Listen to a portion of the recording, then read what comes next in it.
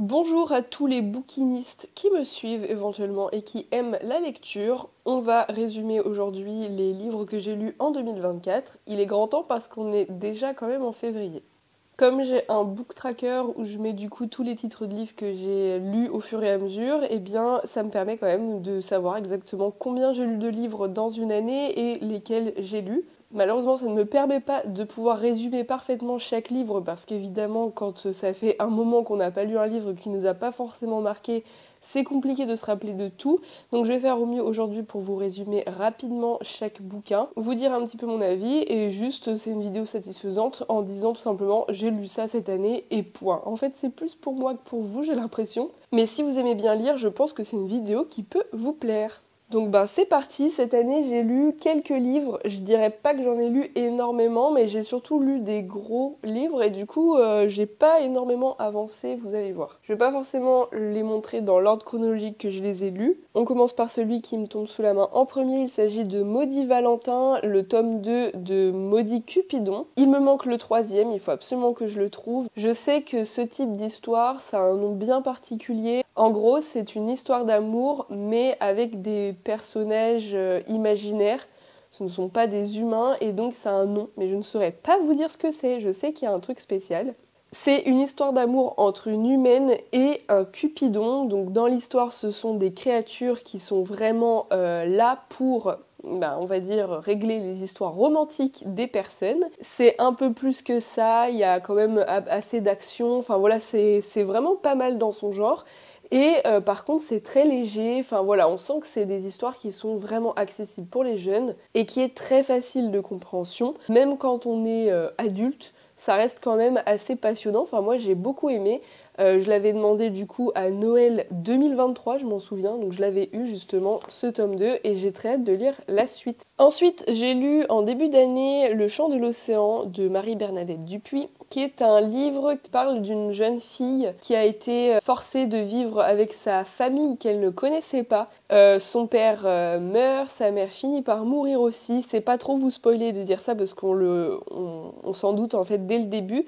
Sa vie de petite fille est assez tragique. Au final, elle est forcée de vivre avec une famille absolument détestable. On finit par suivre un petit peu sa vie d'indépendante finalement, à l'âge adulte, avec son mari, et on voit un petit peu comment elle grandit, etc.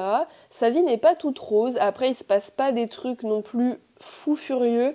Donc c'est pas le livre qui m'a le plus marqué, mais c'était agréable à lire et je dirais pas que c'était nul, très loin de là. Mais j'avoue que ça m'a pas marqué au point de me rappeler exactement de tous les détails. Ensuite, on passe à un livre qui a beaucoup fait parler de lui et que j'ai malheureusement pas tant aimé que ça. C'est Tant que le café est encore chaud de Toshikazu Kawaguchi. C'est un livre qui a, je crois, 3 tomes, donc j'ai quand même envie d'acheter le deuxième et le troisième, parce que j'ai envie de connaître la suite, mais c'est pas un livre que je dirais de fou de malade non plus. Je l'ai pas trouvé si passionnant que ça. L'histoire est assez originale. Il s'agit d'un café qui aurait la possibilité de refaire des rebonds dans le temps quand on s'assoit à une place bien précise. Sauf que quand on retourne dans le passé, on ne peut rien y faire, c'est-à-dire qu'on peut éventuellement changer la conversation qu'on a eue avec telle personne à tel endroit à un moment donné, mais on ne peut pas changer le destin, on ne peut pas changer le futur qui est en fait le présent. Donc ça reste une histoire qui ne va pas tant bouger que ça, j'ai l'impression. Donc on s'attend pas à des grands changements en fait dans l'histoire et je pense que c'est un peu ça le défaut, enfin en tout cas moi que j'ai trouvé, c'est qu'on peut pas trop s'attendre à une suite en fait. Enfin je sais pas comment dire mais j'ai pas tant accroché que ça. Par contre le livre est très court, ça se lit extrêmement rapidement. Donc il y a une suite que j'aimerais bien me procurer quand même. Alors ce livre-là est clairement l'un de mes coups de cœur de tous les temps. C'est le tome 2, c'est de Virginia Andrews. Pour les fans de Lucinda Riley, et moi franchement j'aime beaucoup cette autrice, il y a beaucoup de livres d'elle que j'aime beaucoup, enfin en tout cas j'ai accroché sur pas mal. Et c'est un livre qui est quand même gros mais qui se lit très très bien, les chapitres sont assez rapides et en fait c'est très très prenant, il y a énormément de points dans l'histoire, ce qui fait qu'il y a beaucoup d'histoires en même temps. Enfin, en fait, le suspense est assez fou et il y a beaucoup de choses très dramatiques. Donc, on a très envie de savoir la suite tout le temps. Et ça, c'est trop bien, c'est hyper accrocheur. et c'est assez original aussi comme histoire. Je vous en avais déjà parlé quand j'avais lu le tome 1, j'avais très hâte de lire le 2. Là, je suis en train en ce moment de lire le 3 et c'est encore plus fou, c'est même assez waouh, j'ai envie de dire. J'aime trop ça, je crois qu'il y a 6 tomes. De base, voilà, c'est Fleurs captives, le deuxième c'est donc Pétales au vent. Et là, je suis en train de lire Bouquet d'épines, et ensuite, il y a les 2 autres qui vont suivre. Donc, l'histoire de base, c'est 4 enfants qui finissent par perdre leur père, et donc leur mère est forcément seule à devoir subvenir aux besoins de ces 4 enfants qui sont quand même relativement jeunes. Cette mère veuve et au foyer finit du coup par devoir trouver une solution un peu radicale qui est de revenir chez ses parents, des parents qu'elle déteste parce que ce sont des parents cruels, dévots et horribles dans l'âme. Donc très mauvaise solution finalement.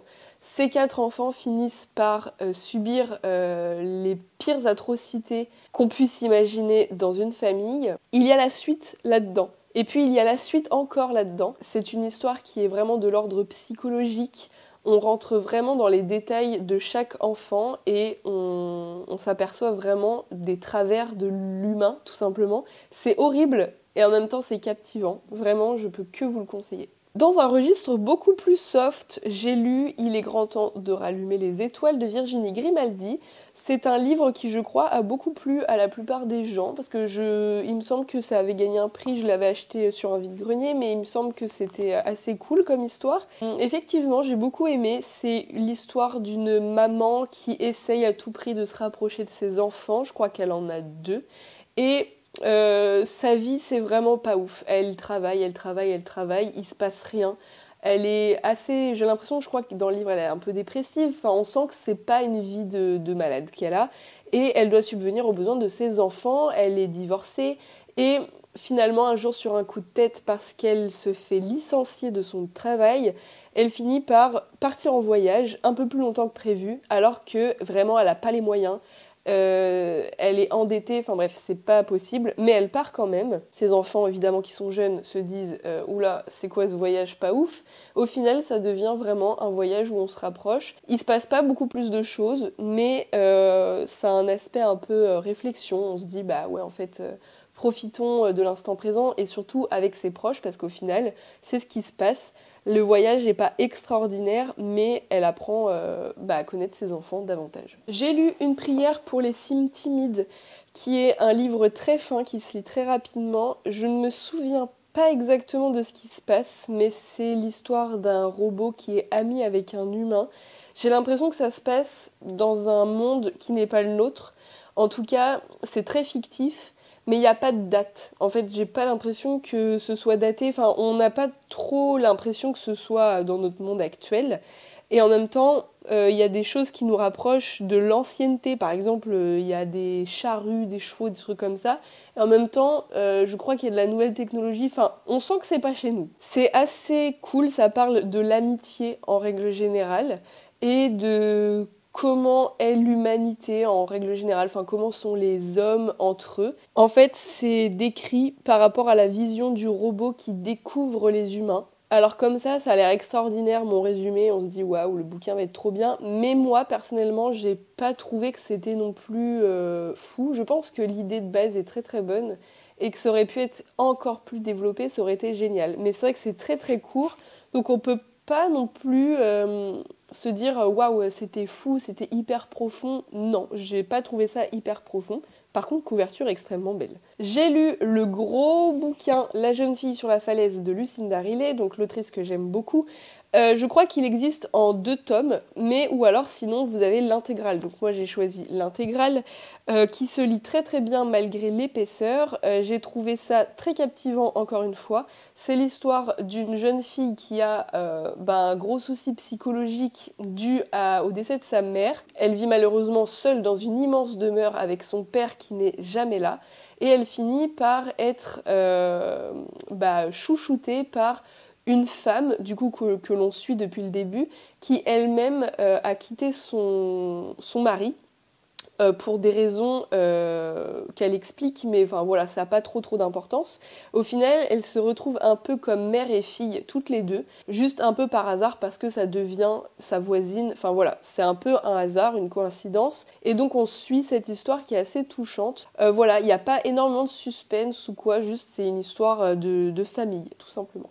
Alors, c'est en 2024 que j'ai commencé la trilogie de La Passe Miroir, qui est un bouquin que j'ai lu en tout début d'année, je crois, 2024. Il me semble que le tome 1, j'avais pas énormément accroché parce que beaucoup de choses à retenir, beaucoup de personnages, Voilà, fallait se mettre dedans, il fallait comprendre. Franchement, c'était pas forcément facile de rentrer dans le livre, je trouvais. Après, ça reste ma vision. Mais j'avais quand même bien aimé, donc j'avais évidemment attaqué le tome 2, qui là, du coup, a été beaucoup plus révélateur pour moi. Là, on comprend beaucoup mieux parce que, ça y est, on a lu tout ça, on sait qui sont les personnages, on sait qui est qui, parce qu'il y a énormément de choses à développer dans l'histoire, parce que c'est très fictif, qui se passe dans un monde complètement hors du commun, avec plusieurs mondes, etc. Toutes les communautés ont des pouvoirs différents. Enfin bref, il y a beaucoup de choses à connaître au début et du coup, je pense que c'est ça, moi, qui m'a un peu freinée dans le sens où il y a trop de choses à comprendre dès le début.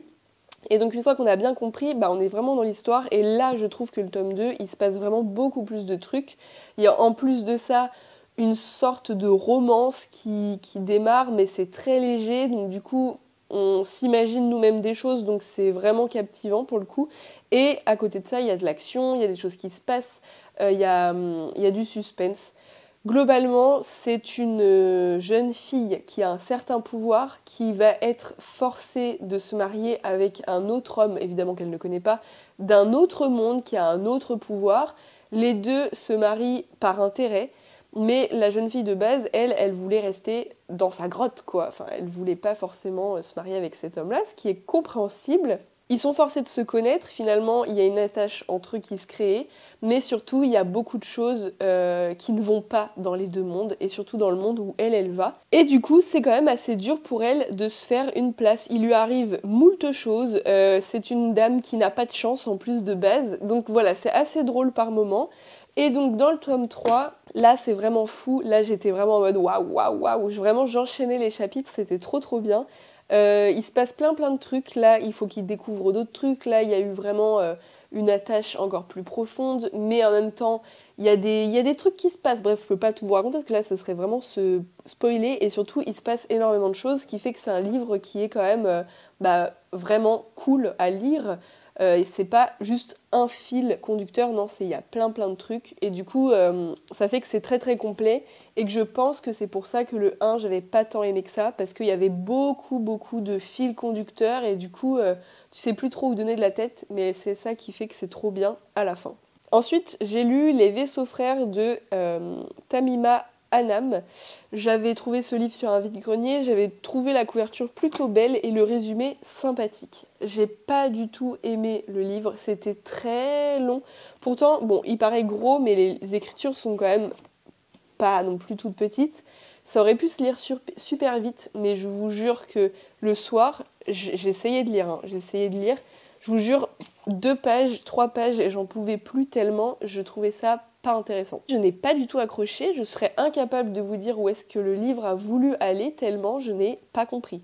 C'est l'histoire d'une femme qui a des origines, alors je sais même plus lesquelles, qui a une famille assez riche, je crois. Elle a fait des études en Angleterre, donc elle a des amis en Angleterre. Au final, elle revient dans son pays d'origine et elle travaille sur un bateau, je crois, enfin pour enquêter sur un bateau, bref, un truc comme ça de reconstruction navale. Sauf que en parallèle, on suit une histoire d'un gars qui travaille sur ce bateau. Et on comprend à la fin qu'il y a un lien avec la sœur de la dame. Mais enfin voilà, en fait, juste, ça va nulle part. Enfin, je sais pas trop comment m'exprimer là-dessus, mais il n'y a pas de fil conducteur en fait. En fait, à la moitié du livre, je me suis dit, mais attends, mais je comprends pas où on va en fait. Pourquoi il y a tant de détails, enfin, et en même temps, il n'y en a pas assez. Enfin, je sais pas, franchement, je ne conseille pas du tout.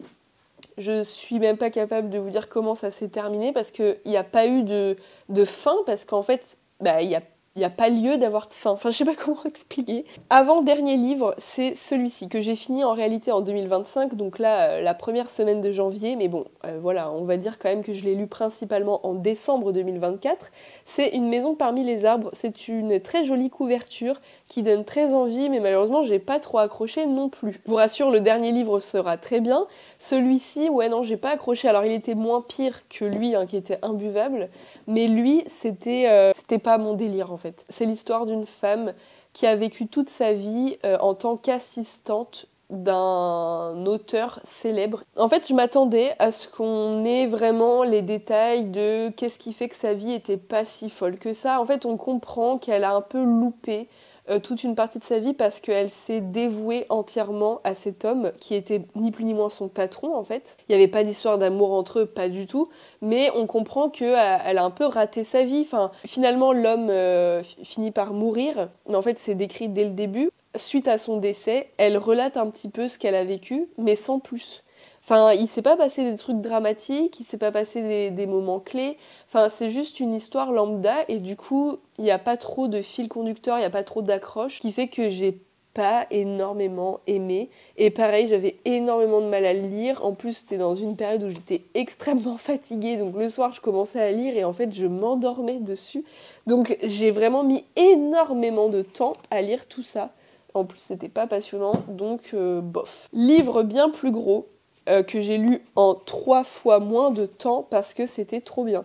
C'était La confiserie de Rosie de Jenny Colgan. Là, pour le coup, c'est beaucoup plus moderne. C'est l'histoire d'une femme qui finit par faire un break avec son copain. Elle s'en va chez sa tante qui est malade et qui ne peut plus tenir sa confiserie, donc c'est son métier de base.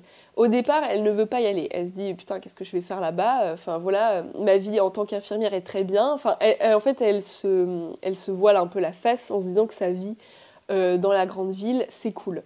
Au final, quand elle va à la campagne de force, elle finit par bien aimer sa vie et elle s'en rend compte au fur et à mesure que en fait sa vie en ville était vraiment pas ouf, que son copain était pas terrible, que un mec qui fout rien à la maison c'est nul finalement et que sa vie est très loin d'être extraordinaire comme elle aurait pu l'avoir. On sent qu'elle est vivante, qu'elle est heureuse dans cette petite campagne avec des ruelles qui montent et qui descendent. Il se passe pas plein de trucs de fou, mais c'est accrocheur parce que voilà, c'est une histoire légère. Il y a un tome 2, je crois qu'il y a un tome 3. J'ai hâte de lire le tome 2. Franchement, c'était très très cool, hein. Moi, j'ai adoré. Si vous voulez une lecture qui vous prend pas trop la tête, si vous avez envie de penser à autre chose, c'est très bien. Et bien sur ce, j'ai fini de résumer toutes les histoires que j'ai lues en 2024. Je sais pas si ça fait beaucoup, j'ai pas l'impression que ce soit énorme. J'avoue que cette année, j'ai lu quand même tous les soirs, comme d'habitude, et un peu le midi aussi. Mais à plus petite vitesse, parce qu'il y a très souvent des moments où j'étais épuisée au possible et que j'arrivais pas à lire beaucoup de pages, tout simplement. En ce moment, je suis en train de lire du coup le tome 3 de Pétale au vent, donc c'est-à-dire Bouquet d'épines. Ça a l'air très très bien, je le dévore. Le livre que j'ai préféré cette année, j'ai énormément aimé La Passe Miroir, ça c'est clair. Et puis toujours cette saga là qui est incroyable. J'ai énormément aimé aussi La confiserie de Rosie. Et puis voilà, le reste je conseille, ou il y en a certains que je déconseille comme je vous ai dit, mais mes coups de cœur restent ceux que je vous ai montrés. J'espère que cette vidéo vous aura plu, on se retrouve l'année prochaine pour ce même type de vidéo.